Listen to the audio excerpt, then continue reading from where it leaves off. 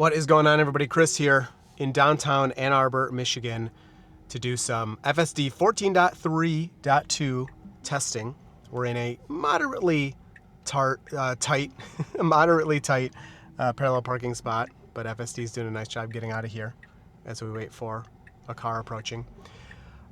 So, man, I gotta say, the AI stuff from like Tesla and SpaceX AI now is going to be the new company, something like that, is some of the best like real world AI applications. I'm sure you guys are using a lot of AI, software wise to help you write stuff or emails or correct things or learn information or write programs or whatever. But, this is physical AI in the real world, like actually doing something in this car. But on top of that, I had Grok built into the car make me basically this whole route. I did add the first destination just because I know I wanted to go there. But outside of that, I literally told Grok what I wanted to do. Let me just cut and show you some of it. I'm in downtown Ann Arbor, Michigan, and I want to test Tesla's full self-driving. So can you make me a route that will go point to point with probably about 6 points that will make the software go through some of the most difficult parts of downtown? Route set with 6 downtown stops. Perfect for testing full self-driving through tight streets and turns. Yeah, I don't like that you put like Carytown and Ann Arbor Farmers Market next to each other, with Zingerman's, because those are all like right next to each other. So I don't know if the car will even move from those points because the points are so close on the map. Old route canceled. New one set. So now we got the green light. So that's so cool that Grok can do that and actually be useful in that way. And once we get like the wake up word, which we should be getting eventually with this, still no spring update on anyone who's on the latest version of FSD. So that's kind of weird. Tesla's kind of being slow in a few respects we'll talk about. I'm sure it's a big task to get all that done.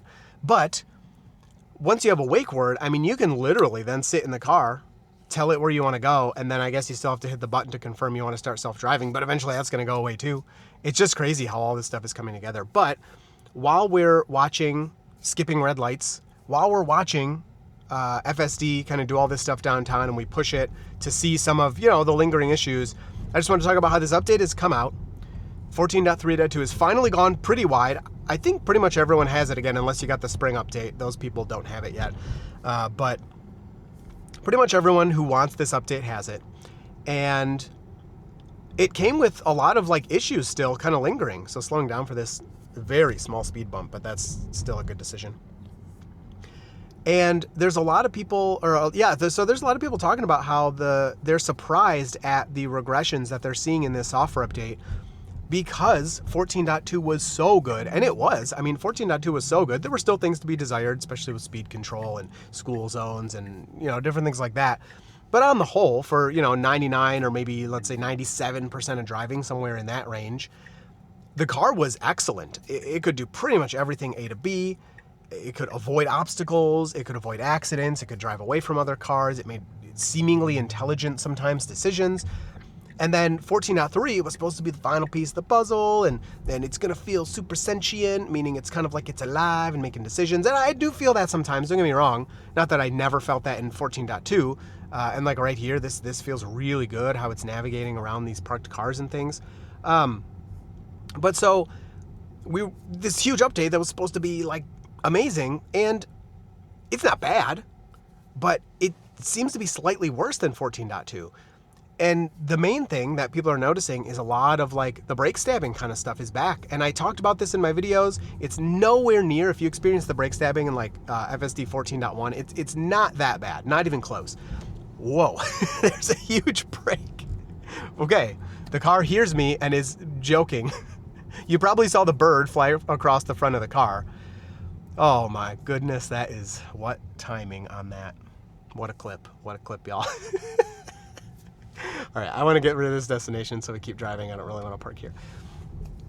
So that kind of stuff. Now, again, from sitting here as a nerd and watching the video and stuff, you're like, wow, that is cool. A bird flew in front of the car and the car was able to kind of hit the brakes there. Now, the road to the right here is closed. Okay, so we are turning left, so that's fine. And I get it. I don't want to just go full send into a bird and obliterate them for no reason. Don't get me wrong. But the amount of braking was way too much. and we didn't actually really need to brake. The bird would have made it if we didn't touch the brakes. And birds seem to do that. I don't know if you guys noticed. Do they find it thrilling or something? Are they playing a game? Birds like to like dive in front of cars. It seems intentionally, like they're having fun, or they're like adrenaline junkies or something. It's very strange. But so the car is doing that kind of stuff. I mean, that's exactly why we're kind of checking it out and watching it live as we talk about this, because we'll see those things. Now, whenever we get these big rewrites, it's not a surprise that there are some regressions or some things we don't like or some things need to be adjusted. You know, the main thing we could see obviously in this was that menu we just got in 14.3.2, where when you disengage, I'll just show you really quick. Let's just take over, obviously not a real one, turn it back on, and this pops up. It used to pop up, it would move your whole visualization over like this, it would go up over the map, and then it would not go away until you selected one of these, and the last choice was other, and there was no navigation choice, which, you know, people said is kind of their main complaint is navigation. And Tesla really quickly fixed that. They made it so it goes down here in the corner. I can still use the stuff on my car because I couldn't use my car before, right? It would like take over the whole screen, and they put it out of the way. Now it still doesn't go away. This is never going to go away and until I select something. So I'll just select preference there because I just was demonstrating. But that was nice to see that very quickly updated. This guy just almost got taken out by that bus. That was crazy. I don't know why. There's a crosswalk right here, my dude. Why are you not using the crosswalk? So like he's technically jaywalking. I don't really care, but technically he is illegally crossing the street when he's like 5 feet away from the crosswalk. So that's pretty funny. Now, the big thing that's crazy here with this getting rolled out and having kind of the little bit of brake stabbing, and there's a lot of complaints, man. And this is why I like the wide rollouts, because that person was handled really well. We didn't get any brake stabbing or any unnecessary braking for that person walking towards the car. Crazy. This is why I like when the rollouts go wide, because I can hear the feedback from everyone. I'm only one person, and, you know, I guess what I say means something, but there's so many scenarios out there that no way one person could possibly test them all. You need to see from thousands of people their experiences and kind of the highlights and clips from those to really get a sense of what's going on. And the amount of, I actually can't believe it, because I was joking about how people are going to get this version and want the old version back. And the amount of that I'm seeing, like, what was that? Why did we hit the brakes there? That was stupid. The amount of people that are actually asking for 14.2 to come back is crazy. And I'm not surprised, because it was a way smoother experience than what we have here. Now, we have the faster reaction times on this, and those are apparent, and I think that's part of the problem with why we're getting kind of this stabbiness and kind of the jerkiness and the non-smoothness, and that needs to be smoothed out. But if we look at the release notes, this is what I really wanted to highlight here. If we go into software, really nice red light here for me to play around on the screen. We go to the release notes. The third release note rewrote the AI compiler and runtime from the ground up with Mlur, resulting in 20% faster reaction time, amazing, and improving model iteration speed. Okay, cool. So improving model iteration speed. Now, when we first got version 14 versions, we were getting .1.1, 14.1.2, 14.1.2, 14.2.1, you know, all this stuff was happening so fast over and over and over again. And it was really cool, and it was really impressive, and we were seeing things ironed out really quickly. The brake stabbing in early 14.2 versions was so bad, and it was all over the place. It was basically every stop sign, every right turn at a red light, everything. When pedestrians were around, it was just hitting the brakes like crazy, and it was unacceptable. It got smoothed, and it was still there, and it got smoothed more, and it was still there, and then it was gone. And it was like, wow, they really did it. But I did notice, no, what are you doing? Okay, this is illegal parking. You can't park here. So why is this? Oh, I think the next destination is just too close. That's why I parked here. So I'm gonna report that, because this is a no parking area. So we'll report that. We'll continue trip there. And so this guy saw me parking here earlier when I was trying to set up my camera. That's probably why he's staring at me like, what is this guy doing again? I did not end up parking here. I moved. Anyway, we have so it took away some of that faster reaction times, I think, to smooth out the driving experience. And it did. It smoothed out the driving experience. The reaction times were not quite as good as they were, but they were still really good compared to version 13. And so now we have these faster reaction times. Again, the brake stabbingness is back, and we're supposedly having faster model iteration, meaning that Tesla can make these updates happen faster. And I'm sure internally they've gone through several versions since our last update, but we're not seeing that on our end, which is super interesting that, you know, they have this faster model iteration speed. They've rolled this out to so many people. They have literal driverless robo-taxis in 3 separate cities now. They have dozens of them, okay? It's not just like one gimmick driverless car that functions for 2 hours a day. These things are functioning like all the time, and they're in multiple cities, and there's dozens of them. I know that the numbers still are not super impressive, but the driverless robotaxis are getting to a number point that is actually impressive now, and beginning to scale. You know, if you compare it to Waymo's timeline, they're actually doing really well. They're moving at a decent speed. So I don't hate on it at all at this point. I think they're doing really nicely. But anyway, Tesla has literal driverless robotaxis with nobody in the driver's seat. They've sent this version out to basically everyone. And we're still having this weird, like, brake stabbing stuff. It just parked where it's not allowed to park, a very clear no parking sign. On the way here, right off of my road, there was a prepare to stop sign, like a big diamond-shaped sign that said prepare to stop ahead, and the car thought that was a do not enter, and so it tried to turn around. Joke's on me. I did eventually have to turn around anyway, so I should have let the car do what it wanted, but that's not the point. The point is it incorrectly interpreted that sign.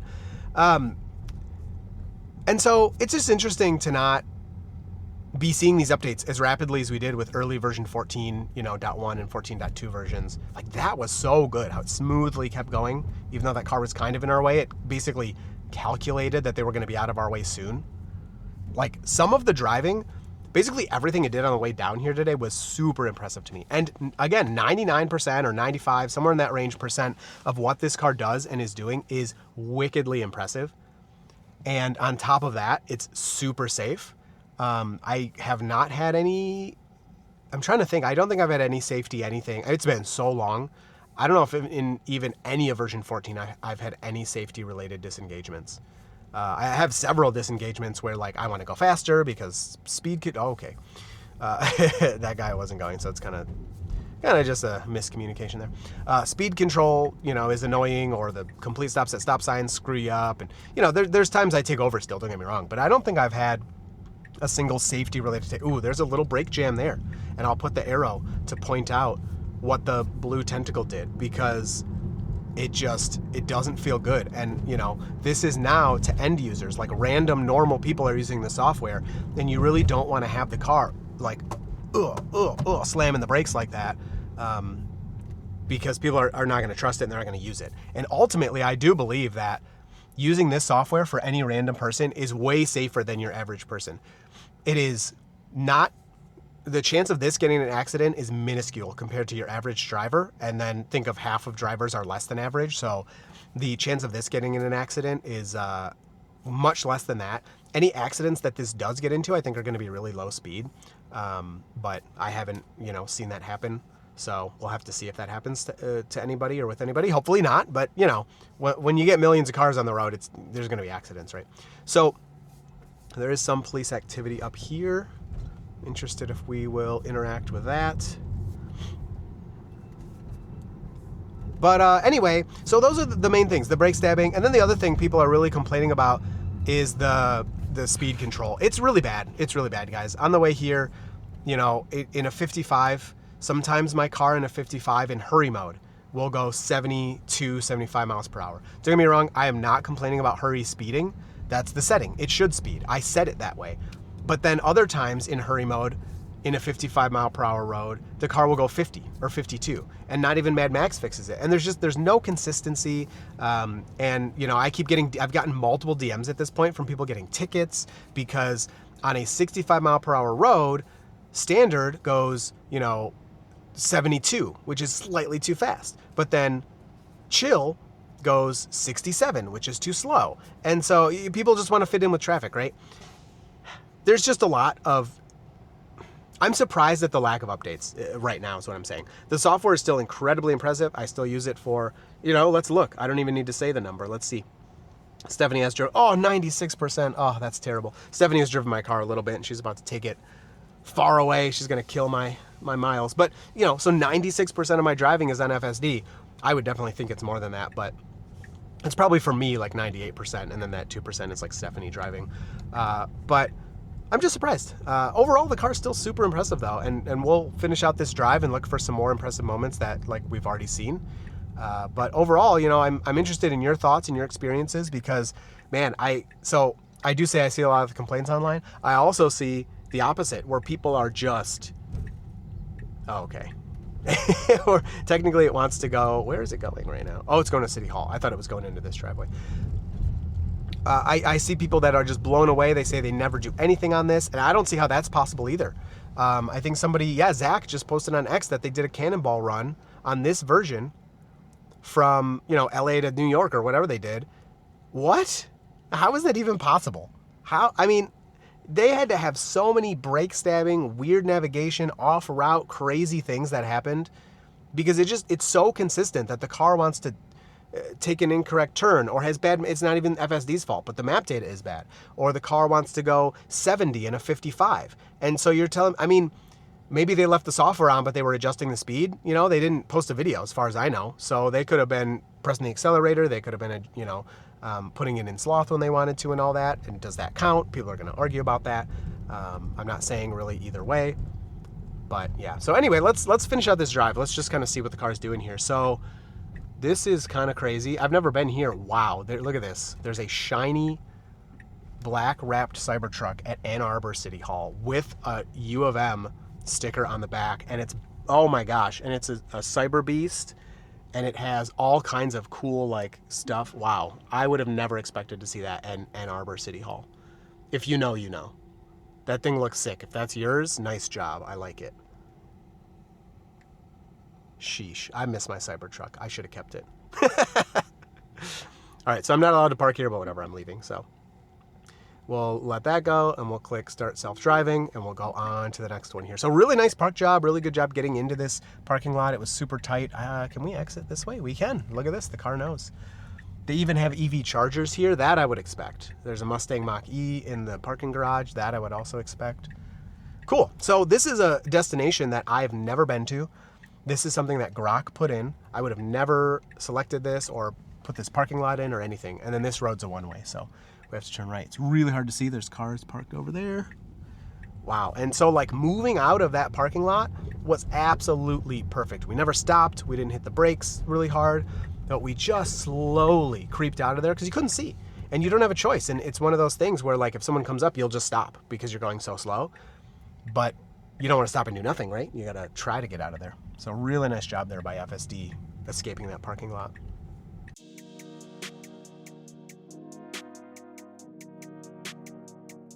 So we have a left turn. We have to yield here. Our street is one way. So anyone in front of us is turning, oh, right only. There you go. But we have to yield for all of them. And FSD, beautiful, beautiful. All right, so we're gonna go through some construction here. I just thought of something. Hey, can you see like recent posts on X? Yeah, I can pull up recent posts on X for you. What topic or search are you thinking of? Okay, so for FSD 14.3.2, be really specific that the person mentions that version if you tell me about their post. But what are like the top 2 or 3 complaints of that version specifically of FSD? Top complaints on FSD 14.3.2 from X and Reddit posts mentioning that exact version. Harsh micro-braking or stabby brakes. Messed up lane changes like ignoring turn signals or picking wrong lanes. And navigation glitches like missing exits or weird parking. Some folks also gripe about hesitations at stops and construction confusion. Okay, so there you go. That's good. I gotta start incorporating that into the videos because that Grok is not my favorite AI for sure, but it's so good at anything related to X. I'm surprised it pulled up stuff from Reddit too, but either way, that's fine. So wow, we are going through that yellow. Okay, FSD usually breaks real quick for yellows because that increased reaction time is so good. And then, so again, this, whoa, where are we going here? He told me to go and I don't know. I'm not driving. What is this? I don't want to go in here. Okay, cool. Let's do it. I do want to go in here. So thank you, Grok, for putting in this destination for us. I'm not sure that this is legit, but oh yeah, look at that braking. She like walks past the car. Oh, and it's leaving. That's awesome. It's like, okay, never mind. This is, we can't fit here. I love it. Great job, FSD. This is great. So we'll wait for that pedestrian.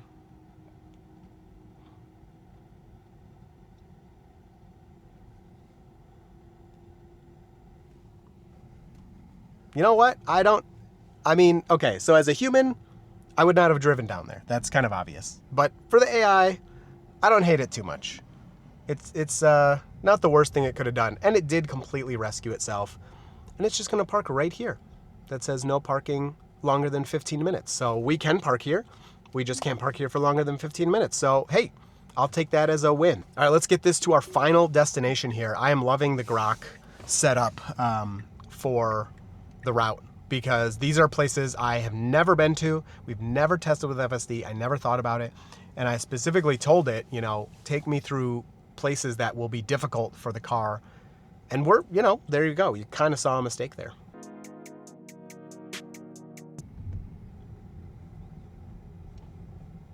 See, there you go. Oh, yeah, no. Whoa, whoa, whoa. That was so bad. So, like, the initial move away, perfect. Oh, that's a huge pothole. Ugh. The initial move away, perfect. Great job. And then it kind of touched the brakes, and you're like, no, you're good, man. You're already doing the thing. Just keep doing the thing. And then, boom, slam the brakes and swerve away even farther, even though the person at that point, from my memory, which is not as good as the video you're watching, was walking away from us. They were done with that. We were done. We did it. We did the thing. We moved away from them. So, ooh, man. But at the same time, I can't blame it too much. You can't hate it that much. It's moving away. I mean, I do hate it, but it's moving away from a person. It's trying to be safe around the person, but whoa. Chill with the brakes. Oh my goodness.